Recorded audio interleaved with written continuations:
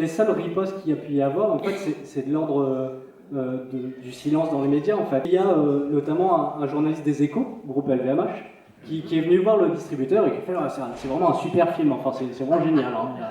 Mais j'écrirai rien dessus. Sur une riposte aussi d'LVMH, c'est qu'en fait jeudi soir, il y avait le film est passé à Rouen à l'Omnia en présence de François Ruffin, et en fait à la fin de la séance, au moment des échanges comme maintenant, Marc-Antoine Jamet est arrivé, s'est installé devant, et en fait a demandé à prendre la parole, et en fait il a pris la parole, donc ça a été filmé, c'est en train d'être diffusé sur internet, et voilà, il a dit que le film faisait le jeu du Front National, que c'était, voilà, il a essayé de discréditer complètement devant 400 personnes, et voilà, et en fait les gens lui ont dit concrètement, on va pas vous mettre dehors comme dans une AG de LVMH, mais par contre on va vous demander de partir puisque vous n'avez pas votre place à ce moment-là pour dire ce genre de choses.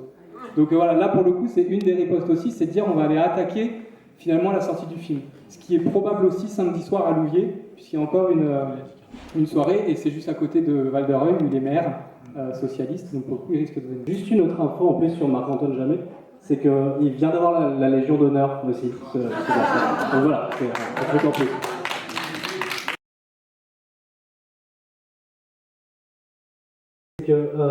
Là, Bernard Arnault, en 2015, il a augmenté sa fortune de 9,27 milliards. C'est énorme. Enfin, c'est tellement énorme qu'en fait, on n'arrive pas à l'imaginer. Qu'est-ce que c'est 927 milliards? Et en fait, ça équivaut si une salariée de CCE, par exemple, travaillait au SMIC, avec ses cotisations sociales, ça représente 463 000 années de SMIC.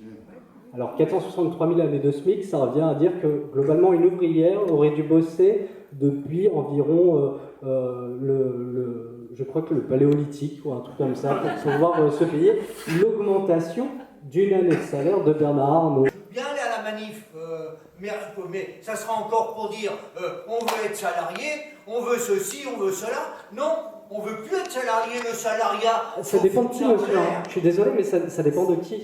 Enfin, c'est qu'à un moment donné, ça je vois bien, hein, c'est que dans notre position, effectivement, moi aussi je milite pour l'abolition du salariat, c'est très beau. Mais à un moment donné, si on se met à la place de Serge Leclerc, si on se met à la place des classes populaires, à un moment donné, cette question-là, la question du salaire, du salariat, c'est une question hyper importante et on ne peut pas la supprimer d'un revers de main comme ça. Maintenant, la question, c'est de savoir comment on fait pour s'allier avec les classes populaires et comment on fait qu'on ait un intérêt, un intérêt commun, quoi. Qu'apporte le boulot, si les ouvriers ils prenaient conscience que le jour où ils ne travaillent plus, lui il n'a plus de salaire non plus, hein. Ah mais je suis tout à fait d'accord avec vous. Oui, ça, là on est complètement d'accord. Lui il a des réserves, il faut donner. Lui il a des réserves.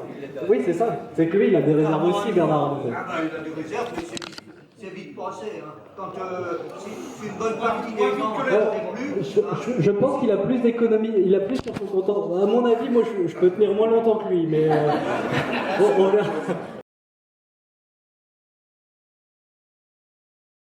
C'est que je pense que c'est vraiment pas dans les habitudes des classes populaires de se tourner vers ce genre de choses. Après, c'est savoir comment aussi on se tourne vers les classes populaires. Enfin, c'est ça aussi la question. C'est ce que permet le film un petit peu quelque part. En voyant quand même, Serge et Jocelyne Clure, on a un visage quand même sur ce que c'est que les classes populaires. Et c'est savoir comment aussi ce concept-là peut leur parler.